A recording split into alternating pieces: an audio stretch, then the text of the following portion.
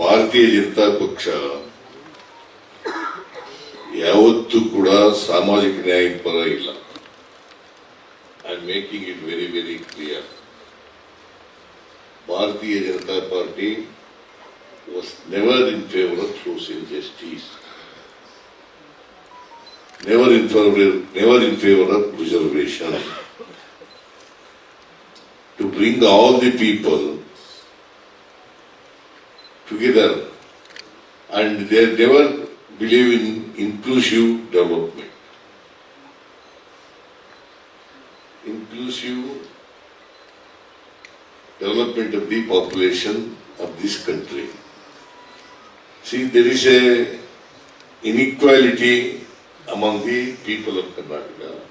Not only in Karnataka, in the entire country, the situation is like this.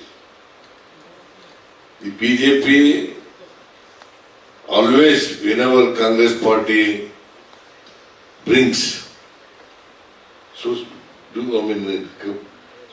do social justice to the people who are deprived, oppressed, depressed classes of the society, the party always, this is the history, whenever BJP always opposes the reservation, social justice, and